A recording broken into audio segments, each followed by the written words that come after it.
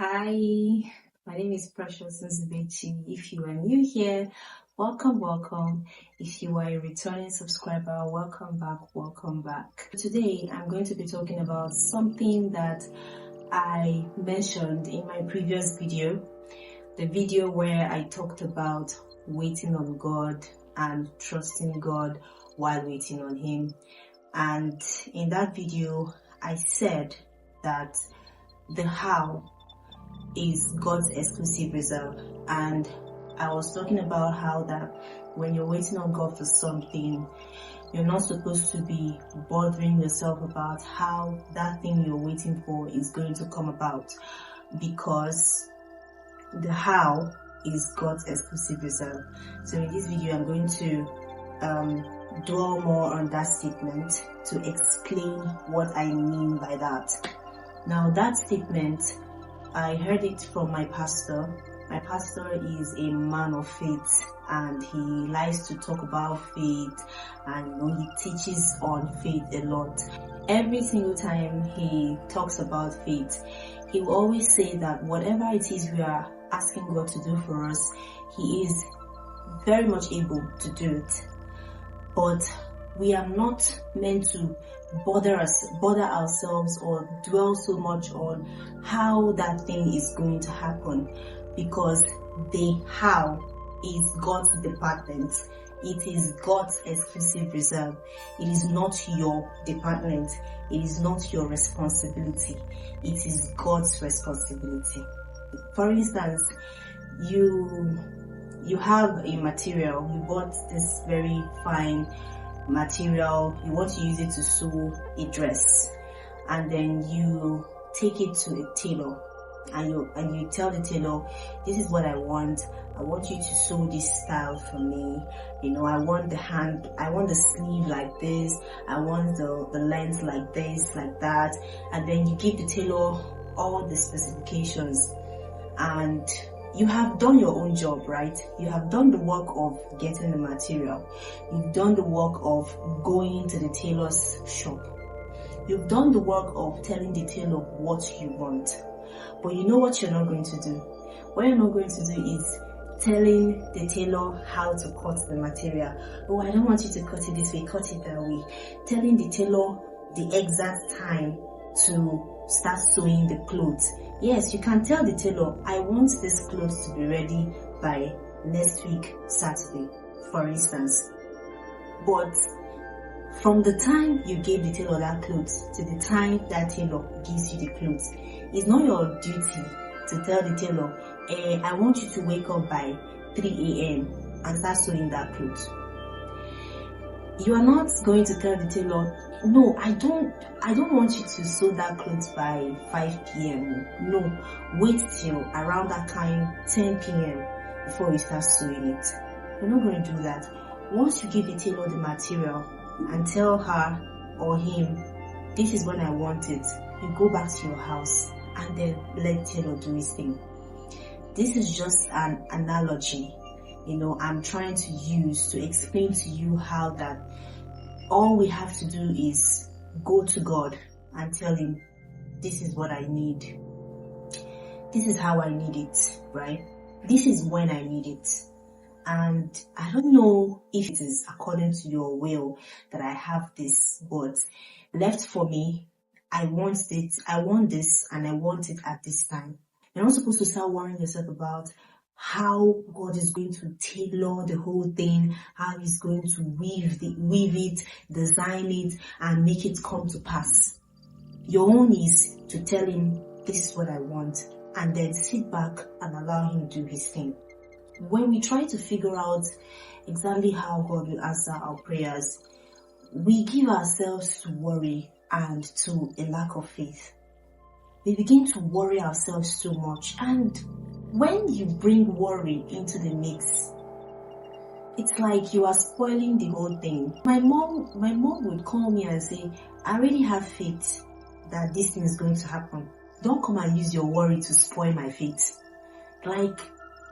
She's believing for you that something is going to happen for you, and she's telling you that I don't want you to have to start worrying yourself, because once you start worrying yourself, you're going to spoil her faith, and once you spoil the faith, you have spoiled the prayer.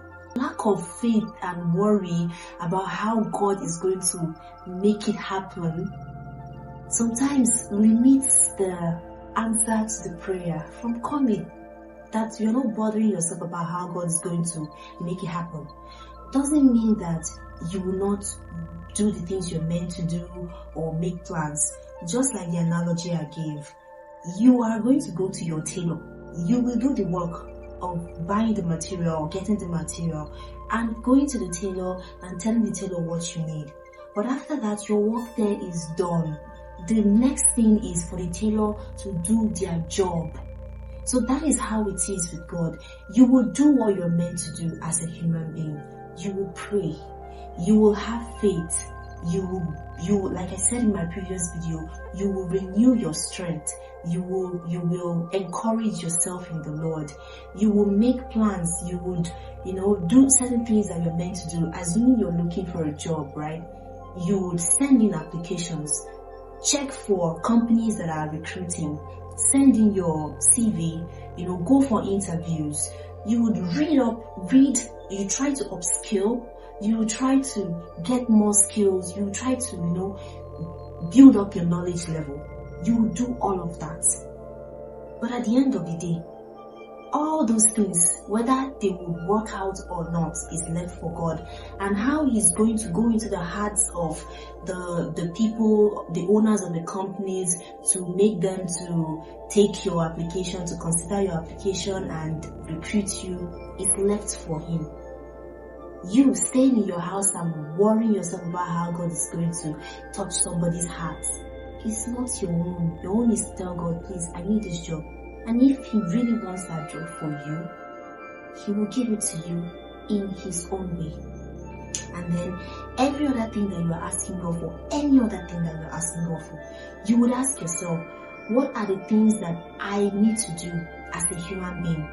What are the things expected of me to do as a human being? And play your own part, play your own role as the human being in that situation. But once you are done, leave it all for God. Leave the how of the matter to God, because it is His department. Scripture says, trust in the Lord with all your heart and lean not on your own understanding. In all your ways acknowledge Him, and He will make your path straight. Lean not on your own understanding. Trust in the Lord with all your heart. One of the things required of you in the process of trusting the Lord with all your heart is that you are going to just leave the how for Him. And sometimes also leave the when for Him. That's another thing that is difficult for us as human beings, because we feel that we have waited for long and we need this thing and we need it now. But maybe God doesn't want it for you now, because there are certain things He has checked. He has looked into your future and He has seen that if you get it now, it might not really work out for you. And then He's planning that He's going to give it to you next year. But you want it now. We are all in that place. Even me, I want what I want and I want it now. We all want it now, right? But sometimes we have to also acknowledge the fact that trusting in the Lord means we have to also leave the when for Him. Not just the how, but the when. And just keep trusting. Certain things have happened in my life that has shown me that God is mindful of me. God really sees me and He cares about me, and everything that is happening in my life is very well orchestrated by Him. So when I remember these things that have happened, and I remember the role God played and the part God played in all of these things, I use those situations to encourage myself and tell myself that means that God knows, God sees, God is not deaf. God knows that I want this, I need this. And if He has not given it to me now, there has to be a very big reason why He has not given it to me. which is going to be very beneficial to me in the long run. I said all of this to encourage you, as I also encourage myself, that God is mindful of you. God is mindful of us. All we just have to train ourselves to do is to trust Him, keep trusting Him, keep submitting to Him, keep acknowledging Him, and He will definitely make our path straight. So surrender all the hows and the whens to Him and let Him do His thing. Thank you so much for watching. Thank you for subscribing if you have subscribed, and if you have not, please, this is a good time for you to subscribe. Please like this video, drop your comments. I'd love to hear from you, and until I see you next time, bye.